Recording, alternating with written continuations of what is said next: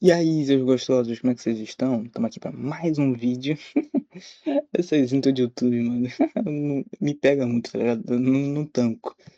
Cara, vamos assistir aqui, ó. Promessas que nunca foram pagas em Dragon Ball. Eu já conheço esse canal aqui, o time Timeverso, né? Timeverso 7. Timeverso 7. Pô, muito brabo esse canal. Ele traz uns bagulho bem da hora de Dragon Ball, tá ligado? Ele traz também um. Não é bem escala de poder, os níveis de poder dos personagens, que é bem da hora de ver, tá ligado? Ele ajeitando a tabelinha em números, né? Qual personagem é mais forte que o outro, de um jeito coerente com a obra. Né, já não vamos perder muito tempo aqui não, né, família? Vamos começar aqui, né? Deixar o likezão. Dragon Ball é uma das obras mais amadas da história, e talvez por isso a galera tenha o costume de aceitar qualquer coisa que ela entrega. Parou, que eu não aceito qualquer coisa aqui não. Pode ir parando, tá ligado? Que isso? Que isso? Já começou me humilhando assim? Não Hype mesmo. imenso, entrega medíocre. E os Eu tava revendo, mano, esse dia da cena do Goku se inspirou pela primeira vez. Cara, e pô, que bagulho belíssimo, tá? Puta merda, mano. Que bagulho foda, velho. Que bagulho foda, mano. passadores de pano aparecem na sequência explicando que não é bem assim, que foi você que entendeu errado. Existe uma diferença entre aceitar as limitações de uma obra e ignorar quando ela ativamente te promete algo e não te entrega. Então Tá, mas agora vamos ver quais são as promessas. Eu tenho umas aqui na minha cabeça, né? Tô curioso. fica aqui comigo até o final do vídeo para você entender tudo sobre isso. Fala comigo, pessoal, beleza? Eu sou o Diego e sejam bem-vindos de volta ao Time Verso 7. E aí, Diego? Promessas narrativas não Pô, Ranfan, hein? Que mulher, hein? Ó, esse aqui é o. Cara, não lembro o nome dele, não. Pô, eu lembro o nome dela, mas não lembro dele. E ele é bem mais relevante. são pagas ou pagamentos decepcionantes. É sobre isso que a gente vai falar nesse vídeo. Ó, A gente. lista é simplesmente enorme, então eu separei alguns casos para começar essa nova série. Então vamos a eles. Majin Buu, o vilão mais forte de Dragon Ball Z. Ele teve até alguma importância no início do Super, porque foi por ele não ter dado o pudim ao vírus que a Terra quase foi destruída. Mas era isso, um personagem reservado para momentos cômicos. E o fato dele ter dormido antes das lutas contra o Universo 6 só reforçava essa impressão. Majin Buu sério? Majin Buu lutando de verdade? Não ia rolar mais. Até que chegou o torneio de exibição e o Goku decidiu levá-lo. E o Buu mostrou que ainda fazia parte dos pesos pesados, vencendo facilmente um dos guerreiros mais fortes do Universo 9. Quando o Mr. Satan se machucou por causa de um ataque do Calma aí também, né? O Universo 9 também não é aquele exemplar de força, né? Eles até têm umas habilidadezinhas ali, mas se eu não me engano, acho que o cara que enfrenta o Majin Buu, ele. O único poder dele é as pernas, né? Um bagulho assim. Não é bem um poder. O estilo de luta dele é com as pernas, tipo Sandy. Tipo, diferente dos outros que tinham uma habilidade. Eita, caraca, foi mal, bati no microfone. Que tinha umas habilidades mais quebradas. Tipo o Bergamo, pô, ele toma o dano e ele meio que pega esse poder, tá ligado? Pra ele fica mais forte. O outro tem um poder de veneno. Então, tipo, tem umas habilidades maneiras. E tem alguém martelando alguma coisa. Eu não sei porquê. É só começar a gravar que tem esse tipo de coisa. oponente, o Buu simplesmente destruiu o cara. Todo mundo lembrou que quando motivado, Majin Buu é assustador. Então, enquanto o Goku continuava recrutando guerreiros para o time do Universo 7, Animação de Dragon Ball Super também, às vezes, né? Puta merda, olha a cara do Goku, cara. ele encontra o Buu e tem uma surpresa. Em menos de 48 horas, Buu havia se transformado completamente. O novo visual lembrava É bizarro, né? Pra pensar, tipo, cara, é muito bizarro que esse Buu aqui, ele provavelmente é mais forte que o Goku God da saga Bills. Cara, isso é muito bizarro. Isso é bizarro, tá ligado? Eu queria ter visto o desempenho desse Buu no torneio. Mas ele seria quebradíssimo, porque ele pode curar. Pô, ele poderia absorver a galera lá. Se ele absorve o Jiren, mano, acabou. Não, se ele absorve. Mano, se ele absorve. Mano, se ele absorve Goku e Vegeta. Ou, por exemplo, os outros guerreiros. Ele podia sair absorvendo todos os guerreiros da arena, cara. o Mano, Super Buu, mas dessa vez olha ele não isso, havia cara. mudado Olha isso. É mais quebrado que o ovo do Hit, tá ligado? por absorção ou por raiva, foi por escolha, por esforço, porque ele redescobriu que gostava de lutar e porque queria proteger o amigo. Então Goku e Buu fazem uma luta treino, e o Goku fica impressionado com o rápido progresso, dizendo que a velocidade e o poder do Buu haviam aumentado, e o Buu venceu a luta jogando o Goku para fora dos limites que eles tinham combinado. Goku reconheceu que aquilo foi incrível. Buu usou estratégia enquanto o campo de visão dele estava bloqueado pelos ataques. Parando pra pensar, faz sentido ele usar estratégia? E- ele é inteligente nesse nível? Porque, tipo, o Buu, ele é bem burro. Convenhamos, ele é bem burro, mano. Sei lá. Mas, pô, já foi forçado demais já ele ganha esse aumento de poder assim, tipo, tão rápido. O ruim de Dragon Ball Super é, né, esses aumentos de força desproporcional em pouco tempo, tá ligado? Sendo que, tipo, mano, o Buu tava parado há, porra, anos parado. Goku nunca parou. Mano, treinou com um anjo, tá ligado? Aí o Buu vai, faz um treininho ali, aqui. Treino com o Mr. Satan. Treino de ser humano. Tipo, sei lá, como que ele treinou o Buu? Como que o Buu treinou, tá ligado? Não mostra, não é revelado. E aí ele tá mais forte que, sei lá, o Goku da saga Bills, que era, porra, mano, overpower pra caraca, tá ligado? Para jogá-lo para fora e disse que ele tinha talento para as lutas. Isso serviu de lição até para o próprio Goku. Ali estava Majin Buu no seu auge, forte, rápido e inteligente. Ele aparecia na abertura junto com o resto do time. Estava escalado, mas 6 episódios depois de revelar a forma Fit, o roteiro tirou de cena de novo. O Buu simplesmente caiu no sono e foi substituído pelo Freeza. E a forma Fit nunca mais. Cara, isso daí deve ter sido muito assim, tipo, os caras pensaram, pô, vamos fazer o Torneio do Poder, né? Temos os nossos participantes aqui, né? Só que alguém lembrou assim, pô, mas o Buu ele regenera. Pô, o Buu ele pode absorver a galera do torneio. Pô, o Buu vai ser muito quebrado. Tipo, tira ele, tira ele. Aí, pô, mas aí o que que a gente bota? Ah, a gente já reviveu o Freeza uma vez, ele tá forte. Traz ele de volta. Só que, pô, pra deixar ele nível Goku e Vegeta, faz que ele fez um treino mental lá e ele se equiparou no mesmo nível de poder por causa do treino mental que ele fez, tá ligado? Tá absurdo, absurdo. É absurdo demais. Desapareceu, enterrando a promessa narrativa que havia sido feita. E eu sei que no próprio final da luta contra o Goku, o Buu já tinha demonstrado que tinha batido o soninho. Mas no próprio torneio de exibição, ele tinha caído no sono, e o Mr. Satan o acordou facilmente usando chocolate. Mas a verdade é que no roteiro original do Toriyama, já tinha o Freeza no time. O anime simplesmente usou o Fit Buu para preencher episódios e gerar hype. Caraca. Então minha teoria foi pelo. Foi de ralo. Foi de ralo a minha teoria. Nossa, mano. Nossa. Tipo, você para pra pensar na época, mano. Pô, tipo, nunca que eu ia imaginar o Freeza, tá ligado? Foi muito do nada o Freeza ter aparecido.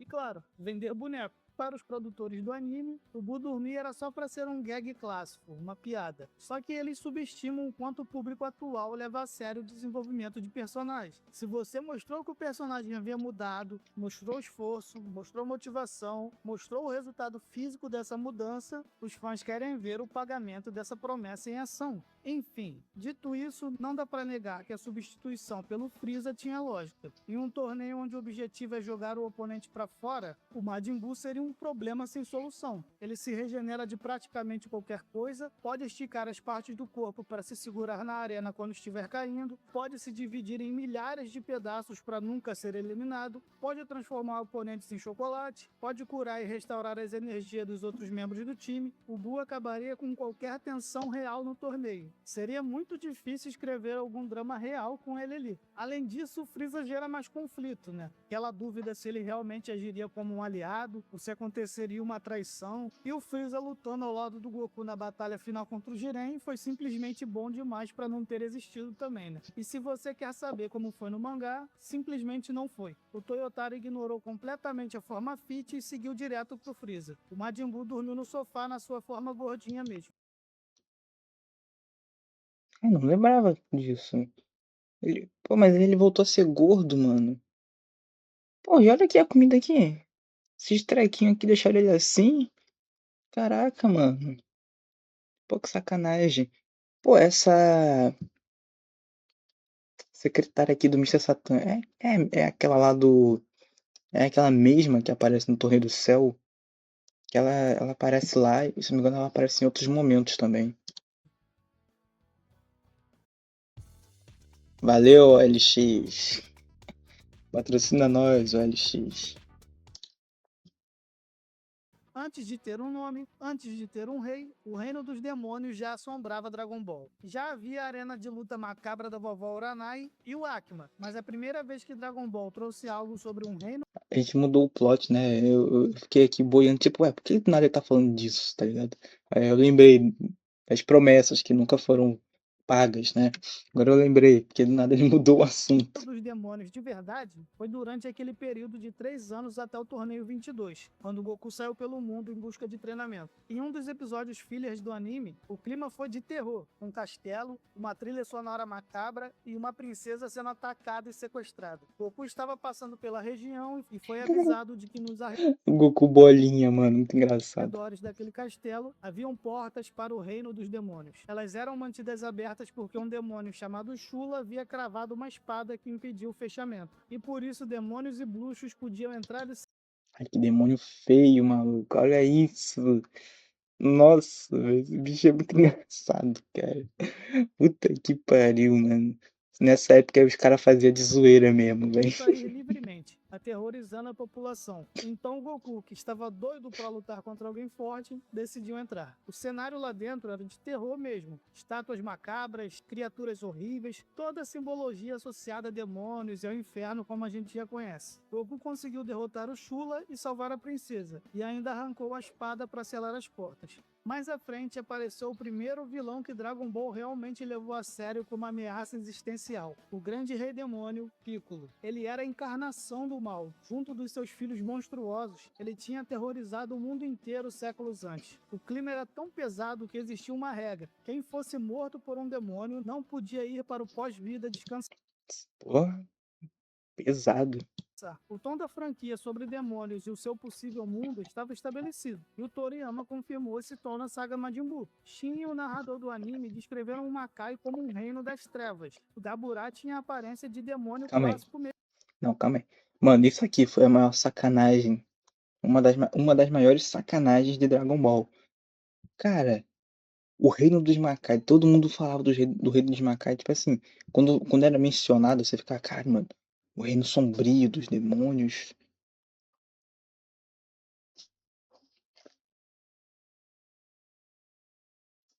Estranho. Corta aí, ó, Guilherme do Futuro. Cara, e é muito paia, porque, tipo, você chega, você vê o Daima, o bagulho, pô, não é nada do que a gente imaginava, não é sombrio. É tipo um mundo normal, tranquilo. Tem os conflitos, mas, pô, a gente pensava em algo muito mais sombrio. E ele era o rei do reino dos demônios. A nossa dublagem resumiu bem. Um diabo do inferno. O topo da cadeia alimentar de um mundo inteiro que a franquia ainda não tinha explorado. Então foram 3 momentos diferentes e a mesma impressão acumulada. Foi intencional. O Makai era um lugar sombrio. Era esse Makai que existia na cabeça dos fãs. E a gente aguardava o dia em que isso seria explorado na história principal. 30 anos de expectativa acumulada. E então chegou o Dragon Ball Daima, feito diretamente pelo próprio Akira Toriyama. E o que se seguiu foi uma decepção completa. O Makai do Daima era acessado por um peixe-transporte engraçadinho. Tinha uma estátua do Daborá fazendo sinal de paz e Tipo, como se fosse um lugar tranquilo, tá ligado? Como se fosse um passeio no parque. Olha a estátua do Daburá, mano. É praticamente como se fosse o Mr. Satan, tá ligado? amor. Cidades mais bem conservadas que a sua, animaizinhos fofinhos, demônios com design redondo e com penteado. Até o próprio Goku bobalhão disse que esperava que o reino dos demônios fosse mais sinistro, mas ele não era muito diferente da Terra. Os demônios não tinham nada demais e nada ali assustava. E ainda que tivesse alguma coisinha ali ou outra que tentasse passar um tom de algo mais sombrio, era muito pouco. Todo mundo sabe que o tom no geral é bem mais leve. E o pior de tudo foi o novo rei dos demônios. Que vilão merda, tá? Que vilão merda. Sinceramente, o Goma é um top piores vilões de Dragon Ball, cara. Tentaram. Ele é praticamente uma cópia de Pilaf, tá ligado? Fizeram um Pilaf aí. Eles que quiseram voltar às origens do Dragon Ball clássico, só que, cara, fizeram de um jeito. O começo do Daima é gostoso de assistir, só que ele se perde pro final, tá ligado? E esse vilão aqui simplesmente não dá. Não dá. Ele é fraco demais, esse vilão. Não de força, por exemplo, de carisma, de personalidade. Ele é irritante demais, sabe? O Gomar era o oposto do Daburá. Parecia um personagem abobalhado da Tropa do Orgulho. Pequeno, ansioso, inseguro, burro pra caramba. O cara tinha aura negativa. É um conceito de rei demônio com Mas que a animação é bonita, é. E eu esperava que o remake. Não, que o remaster, né? Novo de Dragon Ball aí, sabor remake, seria nesse traço aqui do Daima, mas não vai ser. E sinceramente, que paia, viu? Que feio, Toei, que feio. Dragon Ball Super não precisava de um remaster. Pelo menos não agora. Não agora. Precisava, mas também não precisava, tá ligado? completamente diferente do que tínhamos antes. E pior ainda foi revelar que os Kaioshins, o Senhor Popo e os Namekuseidins vieram desse Makai. Isso só transformou um reino que deveria ser aterrorizante em um lugar de origem de raças que a gente já conhece bem e não associa nada disso. E ainda teve o irmão do Shin que conseguiu ser mais inútil do que o próprio Shin. Cara, esse irmão aí do Kaioshin, mano, é incrível. Tanto de promessa. Tipo assim, promessas boas que davam a entender, tipo, não, vai ser um plot muito maneiro. Pô, irmão do mal do Kaioshin, pô, o novo rei do Makai. E, cara, e foi isso, tá ligado? Que paia. O Makai do Daima é tudo, menos o Makai de Dragon Ball. Ele tem cara de Dragon Quest, de Sandland, sei lá. Daima pode ser impecável visualmente e coerente com essa nova fase do Toriyama, mas é completamente nulo como pagamento Olha o cabelo do Gohan, mano, tá engraçado aqui. Esse ângulo aqui tá engraçado. de uma promessa feita lá atrás. O Babidi, mano, parece até o saco do teu pai, cara. Olha lá, quando teu pai vai raspar o saco, olha lá, fica assim mesmo, hein. The Avengers aren't coming to sense today. O Android 16 é a maior promessa sem pagamento da saga dos androides. Mas para entender isso, a gente precisa Ele muda assim do nada, né, o assunto da parada. Eita, cliquei ali sem querer, tava olhando pra tela voltar à aqui. primeira aparição do Trunks. Quando ele conta a história ao Goku, ele descreve os androides como máquinas de matar definitivas. Só que quando os androides finalmente apareceram, eles eram apenas um gordo e um velho. E o Torishima praticamente mandou trocar. Toriyama foi lá e criou o 17 e a 18. Mas Aqui sim, estamos falando da Elite. Da Elite. A gostosíssima do Android 18 e o gostosíssimo do Android 17. Aí estamos falando da Elite. aí o Torishima disse que eles eram só uns firrados. Não tá errado, né? Porque o céu é muito mais da Então hora. o 16 aparece no capítulo seguinte ao Despertar dos Gêmeos. Então pode ser que o Toriyama tenha criado o 16 rapidamente como resposta à nova crítica do Torishima. Se os gêmeos eram pirralhos, o 16 seria o oposto. Mas o ponto interessante nem é esse. O ponto é que o Dr. Gero ficou completamente desesperado com a ideia do 16 ser acordado, dizendo que ele poderia acabar com o mundo e que eles estariam assinando as suas próprias sentenças de morte se o acordasse. Era um cientista genial falando sobre a sua própria criação. Não faz nem sentido, porque o Android 17 e 18 já teriam poder pra destruir o planeta, tá ligado? Tipo, no caso, o mundo, né? O mundo deles, tá ligado? Então, tipo, qual o problema de acordar mais um? A não ser que ele tenha algum problema de controle, né? E essas palavras só fazem sentido se o 16 fosse realmente uma ameaça incontrolável. O público esperava tipo um Android Broly, uma máquina de matar cega que atacaria tudo que visse pela frente. Pela primeira vez, as silhuetas da Toei fizeram sentido. O 16 Caraca, acordou e não agiu exatamente assim logo de cara, mas todos os sinais de vilão poderoso estavam ali. Era um gigante de metal sério, silencioso e com uma aura perigosa. O 17 e a 18 perguntaram por que o Dr. Gero estava tão desesperado com a ideia de acordá-lo, porque ele havia dito que seria uma sentença de morte para eles. E o 16 simplesmente deu uma olhada séria, depois um pequeno sorrisinho maroto dele, cara. Esse cantinho de olho, mano. Caraca. Ah, porra, Android 18 é linda pra cacete, né? sorriso e se recusou a responder. E agora vem a maior prova de que o 16 foi uma promessa não cumprida. Quando o 17 diz que era melhor eles irem de carro procurar o Goku, a 18 pergunta retoricamente se o 16 entendia isso, que era coisa de homem e ele teria sido humano antes de virar androide. Mas o 16 diz que não, que foi construído do zero, sem base humana. Na mesma hora, o 17 Opa, pensa tirei do negócio aqui.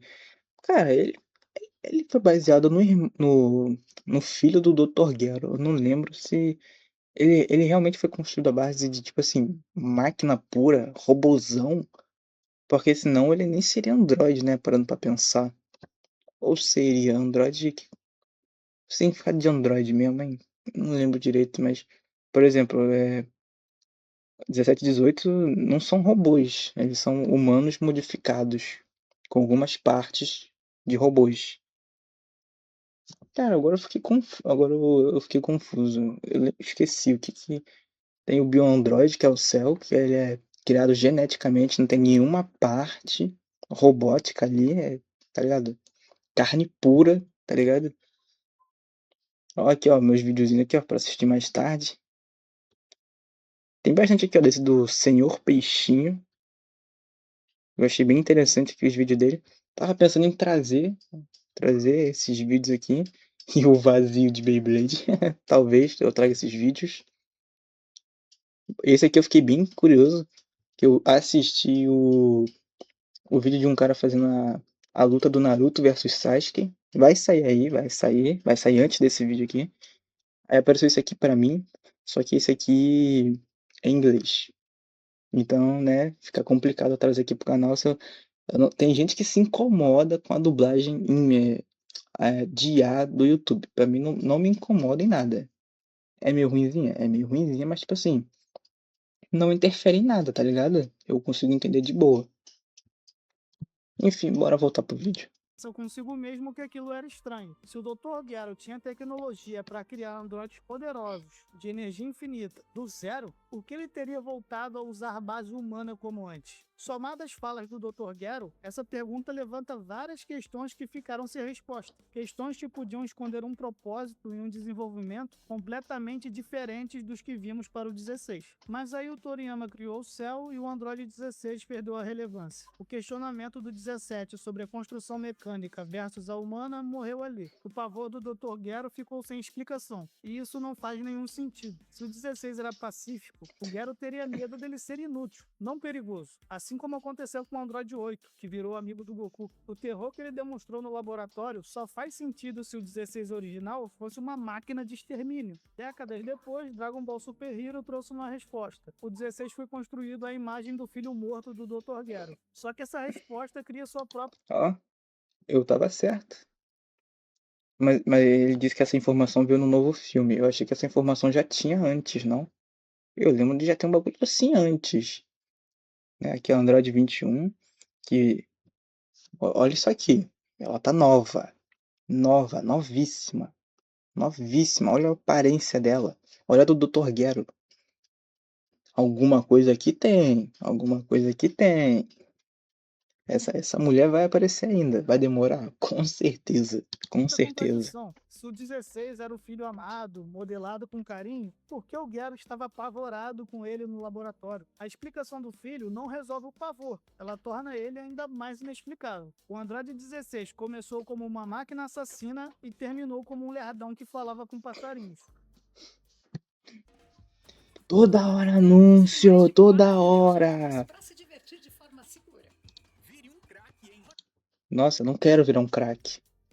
Essa é uma das maiores teorias de Dragon Ball Super. Se você estava na internet entre 2017 e 2018, sabe que a teoria dos, entre aspas, anjos vilões era Falei do ovo do Hit, é da mesma época. Eu lembro muito bem disso, mano. Que não, é porque sempre quando o universo era apagado, um anjo, sei lá, soltava um sorrisinho, ficava com umas caras suspeitas, tá ligado? Você pensava, aí tem coisa. Ó, ó, ó, no final vai ter a saga dos anjos malignos, não sei o que, tá ligado? E nunca teve, nunca teve. Tinha um maior drama, mas nunca teve, nunca teve. É uma promessa assim, na nossa cabeça tinha algo, mas não tinha. E também tinha a teoria do ovo do Hit, que Incrível. Porque quando o Hit caiu, todo mundo ficou. Como assim o Hit caiu assim? O Hit perdeu assim? Não, não, não. É que tava muito cedo ainda. Ele enfrentou o Jiren e, cara, ele foi humilhado pelo Jiren. Apanhou que nem uma boneca. Perdeu muito cedo, não fez merda nenhuma no torneio. Ele só foi humilhado no torneio, tá ligado? Não fez merda nenhuma. Aí todo mundo pensou, não, para ele ter perdido assim, deve ter alguma coisa aí. Provavelmente deve ter um clone dele ali que é de um clone temporal, algum bagulho assim. Ele botou um ovo na arena, tá ligado? Vai nascer um ovo do Hit. quase um consenso. E Nossa, antes que cara. alguém venha dizer que isso não foi nenhum tipo de promessa que a obra preparou, que foi só coisa da cabeça dos fãs, e que por isso não ter um pagamento não é nada demais porque a obra nunca prometeu nada, saiba que não é bem assim. O anime fez um esforço consciente para pintar os anjos com uma aura de antagonistas.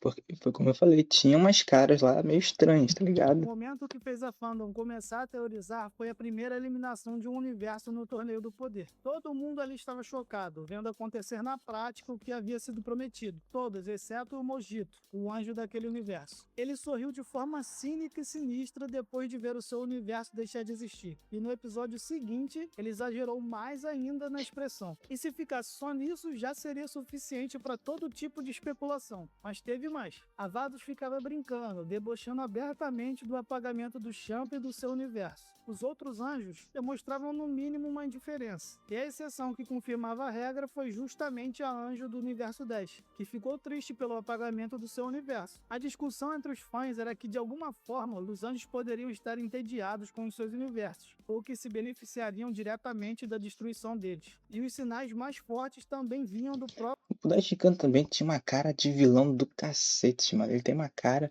essa carinha dele, tá ligado?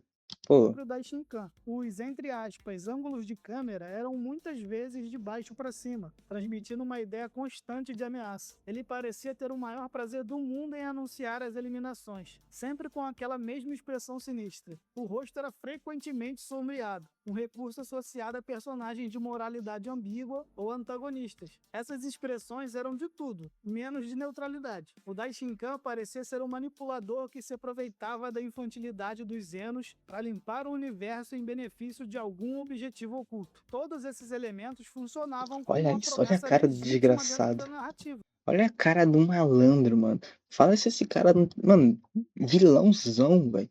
Se tivessem feito a saga dos Anjos Malignos, nossa, velho. Ia ser cinema. Cinema.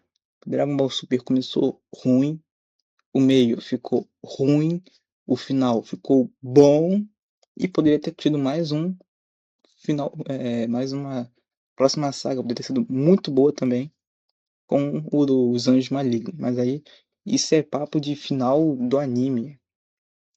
De final de anime eu digo tipo assim, nunca mais teremos Dragon Ball, tá ligado? Final do Dragon Ball pode ser um bagulho assim. Ia Mas ser elas muito foram brabo. promessas que nunca foram pagas. No Kakumei tá aí pra isso. final do Torneio do Poder, toda a construção de conspiração foi substituída por uma lição de moral. E para falar do mangá, a expressão do Mojito é bem menos sinistro. Foi só a cara de alguém cansado de carregar um universo ruim daqueles. E nas sagas seguintes, Nossa. os anjos foram reforçados como puramente neutros. Todo esse suspense construído. Assim que um anjo intervém ativamente, ele simplesmente começa a deixar de existir pelas leis do universo. A ameaça que os closes e os sorrisos sugeriam nunca chegou perto de acontecer. Mas agora eu quero saber de você. O que você pensa sobre tudo isso? Comente aqui embaixo a sua opinião e também outras promessas que você se lembra. Essa série aqui vai ter parte 2 e parte 3 com certeza. Mas para isso eu vou Quero colocar mais. uma meta de 5.000 likes para ajudar a impulsionar esse vídeo e o canal. O meu muito obrigado a todos os membros do canal Tá pelo grande quase, tá apoio. E aqui na quase. tela vão Tá aparecer mais 2 quase. vídeos que eu tenho certeza que você vai gostar. Tá quase lá, hein, família. Tá quase lá. Ó, família. Se inscreve aí, ó, no canal do Mano. Time Verso 7. Muito brabo esse canal. Se inscreve, dá like. Compartilha. Essas coisas de YouTube, tá ligado? Falou.